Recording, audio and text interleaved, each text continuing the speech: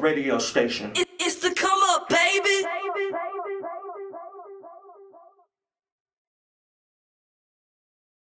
I'm back with the Requiem. The villain has arrived and I'm testing them. I don't need no Nikes, but I'm checking them. Slim nigga, no weight, but I'm flexing them. Whack niggas, what do you really expect from them? Oh yeah, I'm gross like Shreking them. I'm wrecking them, just like Ralph, my nigga. And I know my flow get the best of them. Yeah, I'm faded on this joint. Your bitch is wetter from this voice. Cause every day, all the time, like Jimmy John's, my delivery is on point. It's the come up, baby. Back again with another episode of Come Up. Today I have a family friend, basically, all the way from Charlotte. His name is Ridikulaz. I'm gonna let him introduce himself and we're gonna talk about what he has going on. Hey, what's up, y'all? I'm glad to be here. I'm in Charlotte, you know, that's where I come from, but it's good to be in Greenville and, you know, see family, cousins, and stuff like that. And I'm really proud of what you got going on over here. Aww. It's really cool. Thank you. I appreciate that. Now, I already know, because I know your fans are used to the mask. Right. My fans don't know what that is. So where did this come? How did this come into play? I would say two reasons. So one, I always tell people it was a happy accident, right? So I used it for a show for one specific song. But what ended up happening was a lot of people in attendance at that particular show, it was their first time seeing me live. And they had like a lot of my audio. You know, they were fans from like, you know, Spotify and stuff like that. But then they saw me live for the first time and they pretty much thought like this was what the look was. Oh, and so they were like, yeah, I like it. Yeah, so I was like, well, fuck it, keep it. Like just whatever, it worked. Yeah. That's what's up. And I think the other reason was I never was concerned about my look anyway. I wanted people to really be concerned about the music and not so much what I look like. That's deep. So, yeah. That's real. Now, I know you've always been artistic and, like, I know you tattoo and things of that nature. But when did you start rapping? Because I didn't know about this. I would say I would always write music since I was like 12. Okay. And then as far as putting myself out there musically on the serious tip, I would say it was probably about a decade ago. And it kind of took its own course and started popping off like 2 years ago. So I would say like 2020. 2020 is when people didn't have shit to do, but do what they like to do. So, yeah. That's what I was going to say, because I did notice when you had sent me like your YouTube page, like the older ones didn't have, but then I looked at your new videos and they got like 2-3K views. Right. And I'm like, what did you do different? I think one, this whole get up caught a lot of traction, and two, I traveled more. Like I did 2 tours last year and this year, and that helped out a lot. And you really have to go out there and travel. Like I tell people that a lot. Like you can't just stay where you are. You have to go wherever, whoever, and you know, I'm pretty sure you heard this before, is that you really do get more, I would say, love outside of your hometown. True. Fortunately and unfortunately, because the fortunate part is, you put yourself out there in different places, but it's like, sometimes you have those moments like, why can't you get that crowd pop in your own backyard? But that's just what it is, though. Like, you'll get it eventually, but at first, it's not like that. Gotcha. So you got to put yourself out there. You got to travel. How did you get into touring? Do you have like a manager, or you doing this on your own? I just did it on my own. I would find like kind of like little loopholes on how to travel. So one that I did was, have you ever heard of a job called a brand ambassador? Yeah. Okay, so I would find brand ambassador gigs in different cities and book a show in that same city. And they would fly me out to do that job, and I'm already there. Right. So that was kind of like, I was like, okay, if I do that, I could set a tour up. So I ended up going to Wisconsin and Phoenix and Spokane, Washington and Idaho and all kind of fucking places, Chicago and everywhere. That's amazing. Now, I already know you just because I know you personally and your statistics. So where's your biggest fan base? What state? That's a good question. I would say my biggest fan base would be in probably New York. New York? Okay. Yeah, I would say New York because I went to when I had a show in Queens, and I had a show in Ozone Park, which is like I would say 10 miles from Queens, and so kind of I would say if I was to use an analogy for that, think of it like a Greenville Woodruff thing, like it's in there but it ain't in there. Gotcha. So Outskirts, little. right, so like so when I went out there. That was, I would say, that was the biggest positive crowd reception I've had so far. So yeah. Okay. Now, where did the name Ridikulaz? Like, did you name yourself Ridikulaz, or where did that come from? No, that's a good question. Nobody's ever asked me that question before, believe it or not, ever. No, I didn't even name myself Ridikulaz. I just happened to be rapping one day, and like this whole cipher type deal, and I heard more than two or three times. Someone say like, yo, his bars are ridiculous, whatever. And I was like, we'll keep that. We'll go with that. Because I didn't know what the hell to name myself at the time. Gotcha. I had no clue. I didn't know what to do. Now, do you have, because I know, like, I was on the channel. Mm-hmm.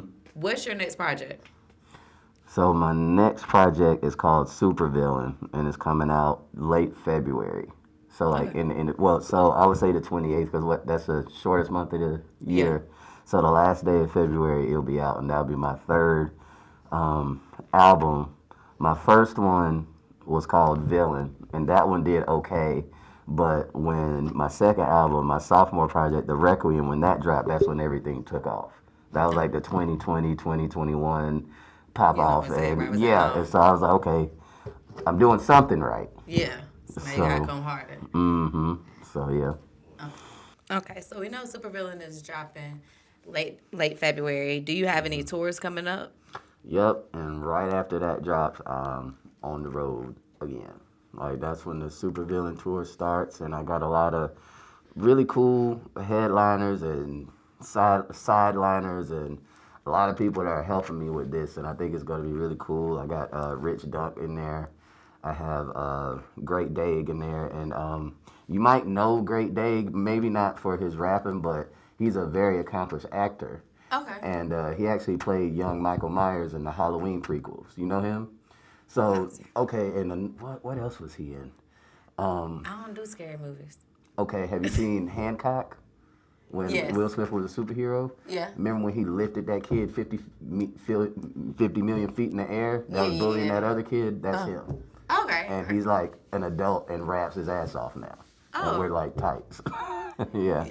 Wow, so he's gonna be on there. So it's like my actual track called Supervillain, that's the one he's on. So it's like, why not have Michael Myers on my Supervillain track, you know? Yeah. So that'll work. I think that works. That works perfect. Now, is there any, well, not even just Supervillain, as far as rap, like, because like you said, it didn't, you've been doing it for a decade, but it didn't pop off to 2020. Right. What made you keep going? I would say because I really got heavy into tattooing over that time too. Like so within those 10 years, and then it got to a point where people didn't even know me for that. I was the tattoo guy. So I was like, you know what? I really don't want that to go to waste. Okay. So you had to tap back in. Yep. I think it was at a pretty good time too. Because like I said, COVID, and it shut all of us down, and it's just like really had to tap into your talents and things like that. Okay, speaking of talents, is there, other than tattooing and rapping, because I never even thought you would rap, you have any other hidden talents? I would say video games is a talent of mine, because I just kind of really picked them up, and we're good at them early. Do you do the Twitch stuff? No, I want to, but I got a lot of respect for people like that. That's a job. That is a fucking career. So I don't think I can just point a camera at myself and call myself a Twitcher. You know what I mean? Like I tip my hat off to those people. So I'm a fan of it, much respect for it, but I don't think I'd be able to pull it off. But so if you're not gonna pull it off, this is my suggestion, because I don't play video games, nor do I rap.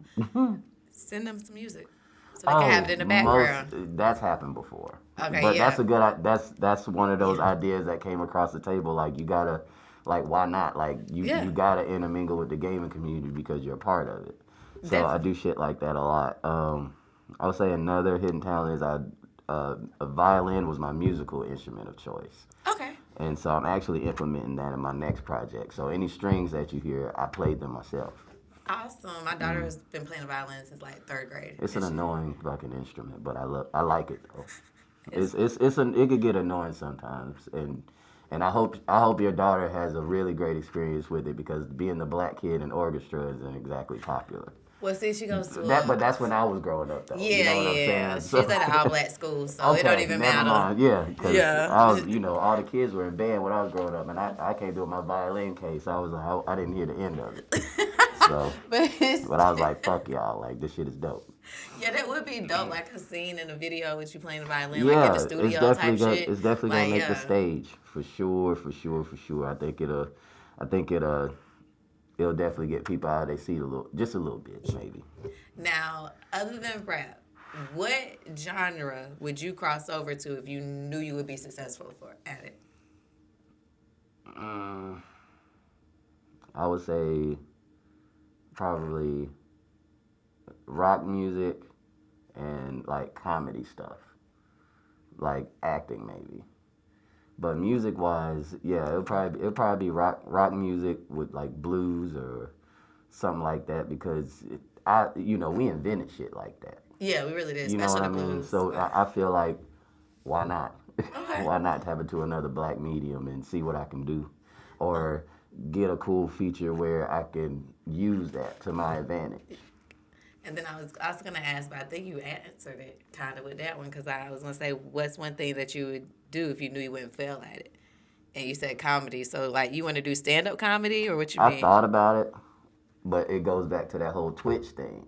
Like, I respect comedians so much. It's like, yeah, I'm conversation funny, but I don't, getting up on stage and having people like, hey, make me laugh, that's a lot of fucking pressure. Yeah. So, it's like, yeah, we sit down and chit-chat or smoke a blunt or whatever, I'm most likely the funniest person you want to talk to. But outside of that. Right, because even when you are being funny with your friends and stuff like that, there's always that one friend that be like, nigga, you should do stand-up, or you should be a comedian. And I'm like, I could, but I'll leave that to the professionals, you know what I'm saying? Like the Bernie Macs of the world, rest in peace. Like, I don't, Oh, I do miss Bernie. Right. So it's I feel like the greats of that genre, what made them so great, you can't even do that shit today. That won't make you great no more. Think about how everything Bernie, is so controversial now. Think about Bernie's most famous joke, the milk and cookies shit.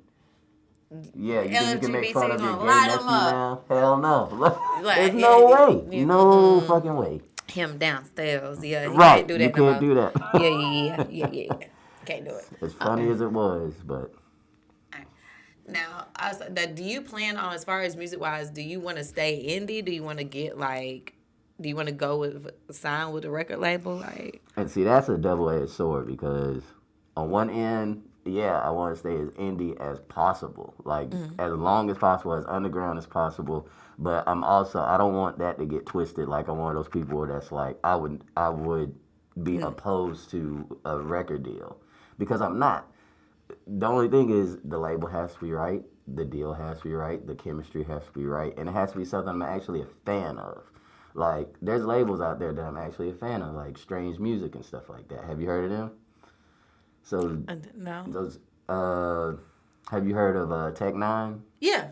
That's his label. Oh, and he's ran it for like 20 years, and it's just like, that fits my shit. So it's like, why wouldn't I sign with Strange? You know what I mean? Like, that's fine. Like, so I wouldn't pick just anybody, but if it fit and the conversation was right, let's do it. Okay, so you're not opposed to it, but you're not pressed for it, basically. Right, and I think that's what garnered the attention in the first place, because with the whole Rich Dunk thing, he blew up where I'm from, like in Charlotte and shit like that, because he's a part of Baby's Camp.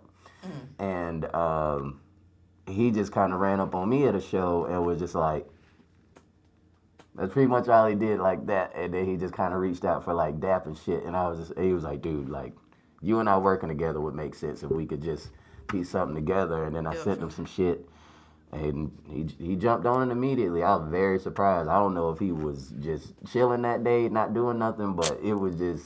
He liked it. He just jumped on it. He was like, I'll send it back to you in 10 minutes, 10, 15 minutes. So I was like, Cool beans. I was thinking like a couple days, a week or two, or I'll get back to you, or my people will talk to your people. It was like, give me 15, 20 minutes. And he sent it back to me, and yeah. And also, I don't know if you heard the, and then, no biggie if you haven't yet, but as far as the Requiem, I was fortunate enough to have Redman on there. And I seen that, but I thought I was tripping. nope. It said ridiculous. It said Very featuring real. Redman, but I went to Madhouse instead. Yeah. So that's why I was like, okay. Yeah, so he's How did that come about? that came about the same thing as the Rich Dunk thing, except for it wasn't in person. It was via IG. Okay. And so what I would do is I would annoyingly tag people that I'm fans of, like with releases and things like that. And two people that kind of basically tapped out when I started doing that was Redman and Walter Jones. And Walter Jones is the original Black Ranger on Mighty Morphin Power Rangers. And I'm a big fan of his. Like Zach the Black Ranger, that's my dude. And so I wrote a song called Black Ranger, and I just kept saying to everybody, like, tag Walter Jones, tag Walter Jones, tag. I just kept doing it over and over and over, and released it for 30 days straight in a row. Tag Walter Jones, tag. And he just hit me back and was like, I fuck with it. I fuck with it. I'm following you now. The Power Rangers love you now. So mission accomplished. Like I'm cool with all them. I'm cool with all the original Power Rangers, IG wise. So it ain't the Beehive. What you gonna call you? You got a hive though. Yeah, I would just call them villains because I just always been on that, and I always considered myself such in a, I guess, metaphorical way, because when you're going against what's popular, you're usually looked at as the bad guy. Yeah. And I had to find my tribe and my audience, because that's key with anything you do. Right. So with my style and my whole deal, I couldn't walk into any sort of music situation knowing my audience wasn't there. Even if there's people that may like me at that time, there could be someone that's doing the same thing I'm doing, but their music isn't exactly my cup of tea. But it's like, nah, he or she is up there higher than me, and like you can't get mad at that. Like I can't walk into a country show and be like, how come y'all don't like my shit? Because I'm not doing country music. Yeah. You know, so I had to realize that early on, like, dude, you can't walk into the trap house and you don't do trap music. Yeah, you gotta stay in your lane. It doesn't make sense. Right. So it's like, yeah, some cats from the trap house may really love your shit and really start following you, but not 80% of them are gonna be like, nah, I wasn't feeling it. Play the other one with the Migo beat, you know. So, and that's not, you know, I the right amount of tequila, I rock to it, but you know, but as far as making it music for myself, that's not really my boat. So. Gotcha. Okay, so my last question before we get into where the people can find you. Okay, so the last question, I'm gonna stop holding you hostage. If you were interviewing yourself, what is one question you would ask yourself? Oh man, I think you topped the last good question you asked me. That's a really good one. A question I would ask myself. I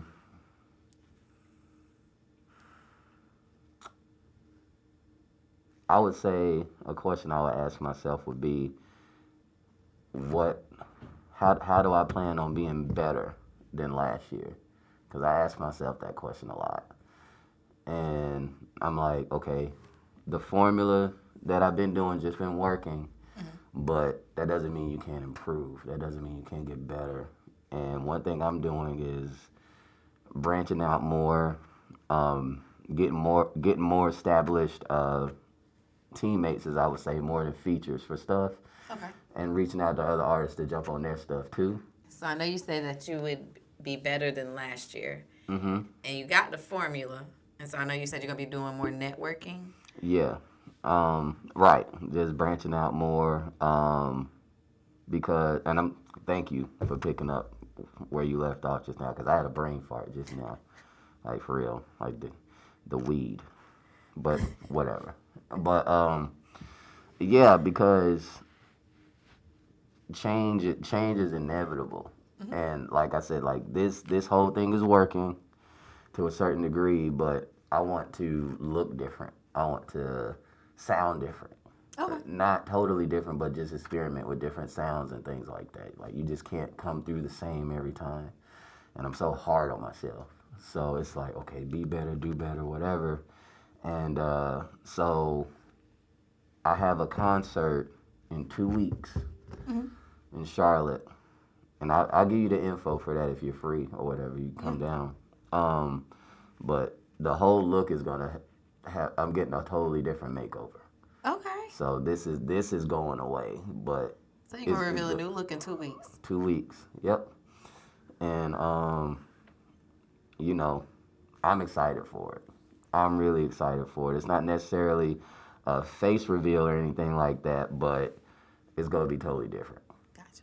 So I can't wait, because my shows, one thing I could say, what got me over the hump to win that stage presence of the year for 2022 was my shows, because I do a show, and not necessarily what I call like a karaoke concert, where they just play your track and you do your shit. Yeah, and it's just like, I want to put on a damn show. Like, I go to different concerts, even if they're not in my genre, and study them. I saw Elton John last year, and that's like a once-in-a-lifetime thing. And I just was just kind of looking at him, and I was just like, he's a bona fide fucking genius. He's Elton John for a reason. Like, how he performed, I never even imagined how epic it would look live. But it was I was speechless. But I've been going to concerts for a long time, so yeah, I would expect that from him just because of him. Right. But, all right. Now, tell the people who aren't villains already, where can they find your music? How do they find you? Okay, so only thing you would need to type and is Ridikulaz, and it's RIDIKULAZ. So that's it. Like, whatever, I'm on everything you can imagine. Okay. So, you know, I think Redman put it best when he did like this little cosign thing for me last year, where he was just like, there's no excuse why you don't have my music yet, because it's on everything. So whatever device you have, whatever you listen to music on, just type RIDIKULAZ, and it'll come through. Even if you're at fucking Waffle House and you get on that damn jukebox, I'm in there. Everything. So just do that. Everything. It's the come up, baby. Give me a bag, yeah, I need a leg, yeah, we bout to turn up. How the shit in the city, yo, who fucking with it, yeah, we bout to burn up. Wanna show a feature, we sell out the bitches, so please get your funds up. We bout to up 1 year, that's what you call a come up.